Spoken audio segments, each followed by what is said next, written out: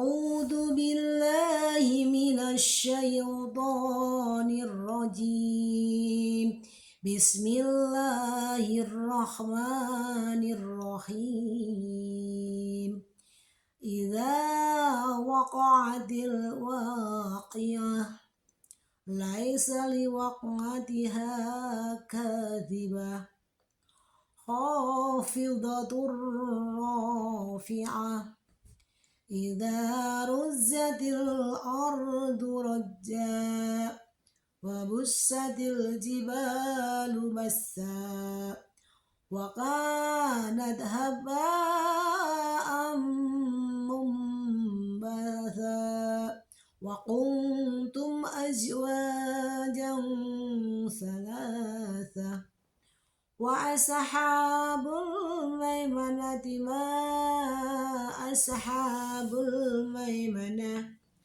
وأصحاب المشأمة ما أصحاب المشأمة والسابقون السابقون أولئك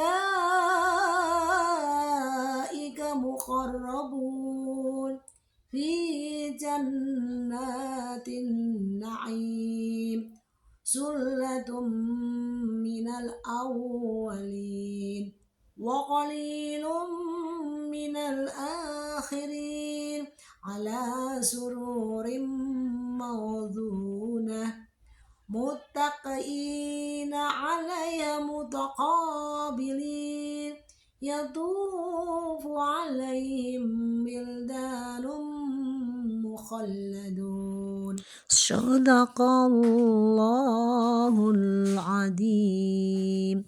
Maha benar Allah dengan segala firman-Nya. Bismillahirrahmanirrahim. Assalamualaikum warahmatullahi wabarakatuh. Ketemu lagi dengan saya Bunda Zela. Halo, apa kabar? Mudah-mudahan kalian kabarnya baik, sehat walafiat, tiada kurang suatu apapun. Mudah-mudahan rezekinya dimudahkan, dilancarkan, dan berkah barokah. Allahumma amin. Pada hari ini seperti biasa, sebelum melakukan kegiatan terlebih dahulu saya menyempatkan diri untuk tadarus Al-Quran walaupun sedikit ya sebagai pembuka hari. Tentunya kita juga harus bangun pagi ya, walaupun sebenarnya sudah bangun dari jam 3. Kadang kalau kita lagi pas ada halangan ya, kayak habis pergian atau ada acara, untuk bangun kayaknya berat banget ya, paling 3:30 sampai atau jam 4 itu kalau memang kondisi lagi tidak begitu memungkinkan. Jadi sebenarnya kita diciptakan oleh Allah adalah untuk mengabdi kepada Allah. Dan baiklah, pagi ini tidak seperti biasanya saya itu olahraga ya.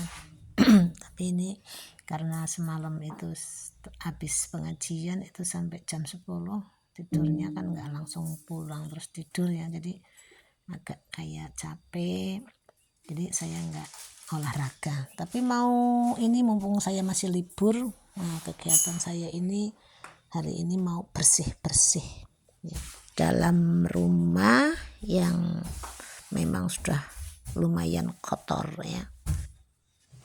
Sambil bersih-bersih saya mau curhat pada kalian semua.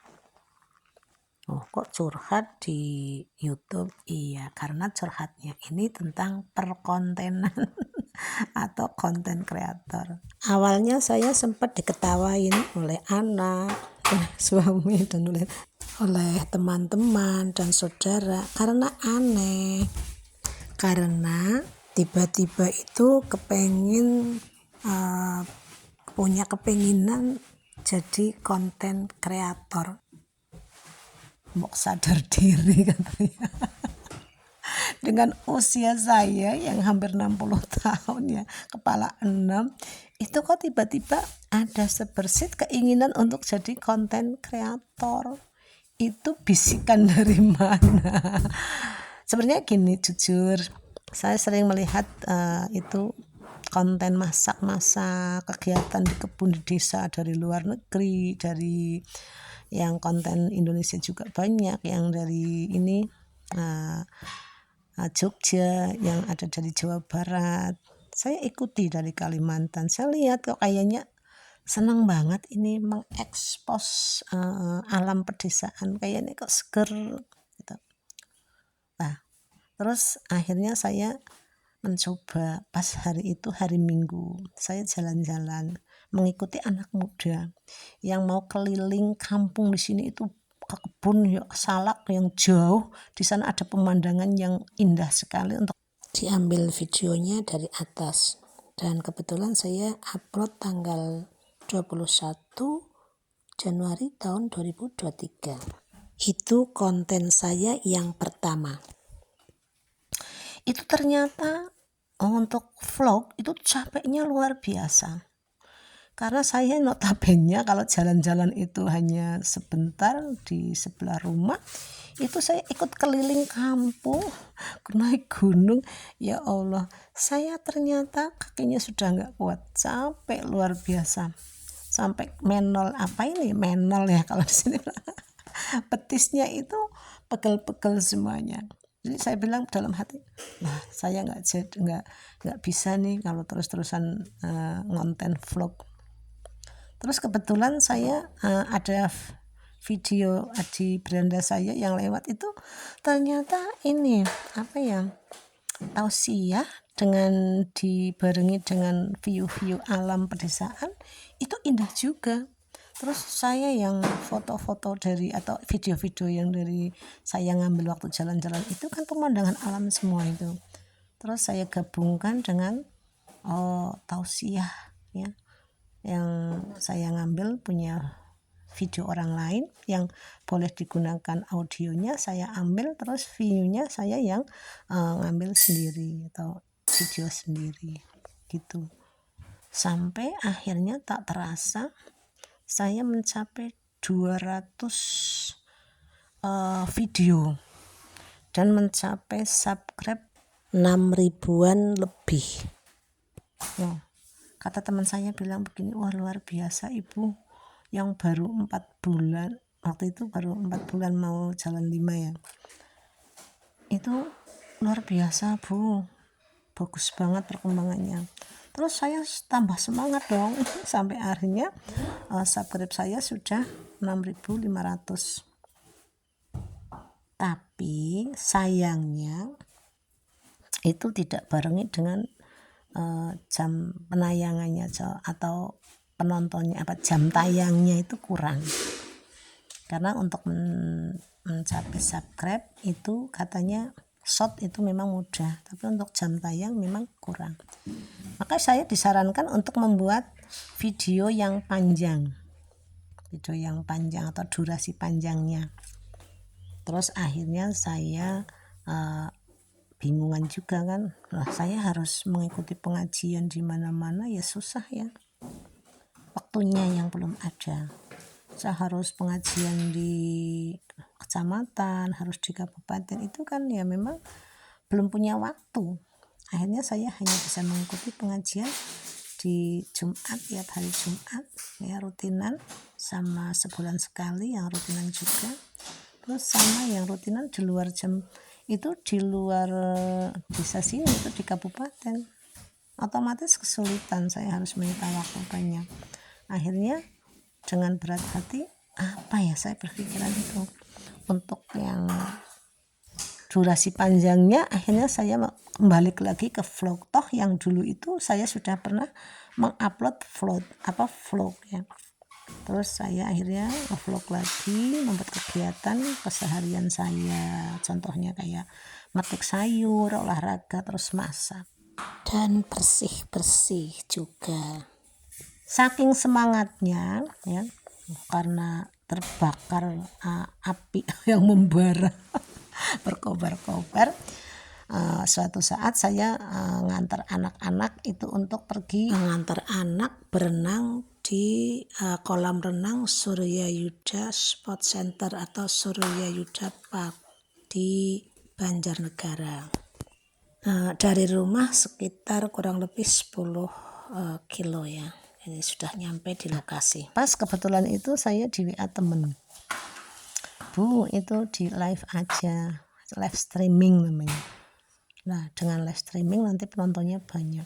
Saya akhirnya membuat live streaming dari mulai awal masuk, yaitu turun dari mobil sampai pokoknya keliling surya sebelum melakukan renang, semuanya saya liput semuanya tentang semuanya ya, sampai akhirnya pada kolam renang. Seneng banget, heboh waktu itu penyambutannya, walaupun sebenarnya saya agak malu dilihatin orang udah sepuh main apa ini, kayaknya nggak pantas banget sih. Dalam hati saya itu apa ya, kayak ada setengah berani, setengah malu, setengah pokoknya campur aduk. Tapi nggak apa-apa, karena waktu itu saya mengingat subscribe saya sudah banyak, saya harus topang dengan durasi panjang.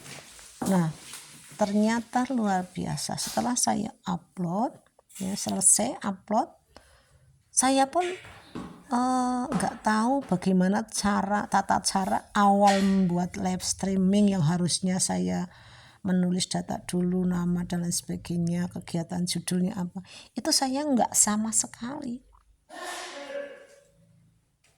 karena memang tidak tahu menahu.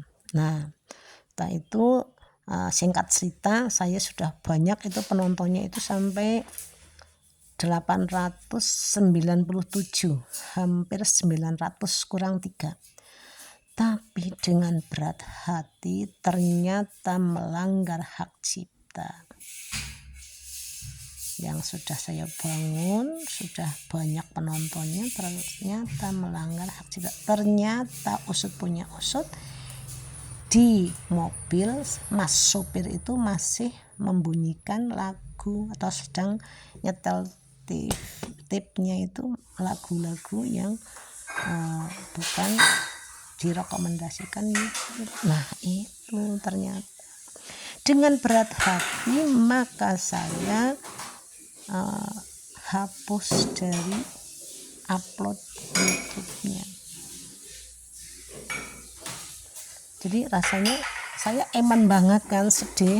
Nah maksudnya itu cerita sedihnya saya, bukan apa-apa, tapi saya telah kehilangan uploadan konten yang sudah saya upload, itu yang penontonnya sudah hampir 900 kurang lebih. Rasanya berat banget, maksudnya takutnya mempengaruhi subscribe apa enggak sih ya, kita barangkali ada yang tahu, boleh nanti komen-komen di kolom komentar. Itu saja yang dapat saya ceritakan, cerita sedih saya yang seperti itu gitu. Sampai ketemu di video berikutnya. Assalamualaikum warahmatullahi wabarakatuh. Dadah.